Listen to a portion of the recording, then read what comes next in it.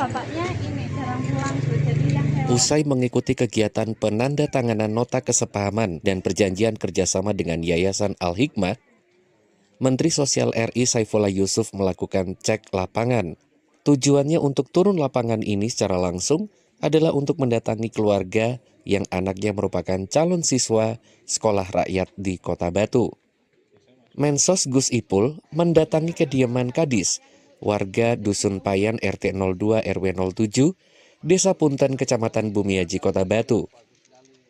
Di sana ia hidup dengan seorang istri dan 3 orang anak, masing-masing berusia 12 tahun, 22 bulan, dan bayi yang baru lahir berusia 5 hari.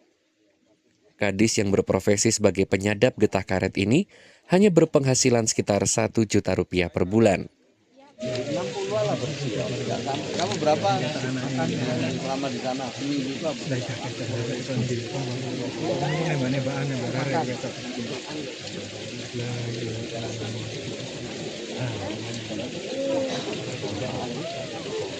Wali Kota Batu, Pak Wakil Wali Kota Batu, Ketua DPRD, ada juga Pak RW, Pak RT, ada TNI, Polri, ada pendamping desa, ada sekretaris desa, lagi berkunjung ke rumah Pak Kadis. Pak Kadis ini satu profil keluarga yang masuk di Desil 1. Beliau rumahnya masih kontrak, ya, sangat kecil sekali. Kemudian punya putra-putri 3, salah satu yang pertama namanya Neira. Ini lulus SD yang akan insya Allah kalau memang nanti lolos administrasi calon siswa di sekolah rakyat. Jadi profil-profil keluarga seperti inilah yang disasar oleh Presiden Prabowo agar mereka bisa meneruskan sekolah, mendapatkan pendidikan yang baik. Sekolah reguler jalan terus, sekolah unggulan jalan, tetapi sekolah rakyat ini memang diperuntukkan bagi mereka yang berada di Desil 1, Data Tunggal Sosial Ekonomi Nasional. Desil 1 itu namanya 10% penduduk paling bawah, 10% penduduk Indonesia terbawah. Dan isinya di situ itu adalah miskin dan miskin ekstrem. Kita ingin Naira ini nanti punya pendidikan yang baik, punya masa depan yang lebih baik, dan tetap bangga sama orang tuanya. Jadi apapun keadaannya Naira nanti tetap bangga sama orang tuanya.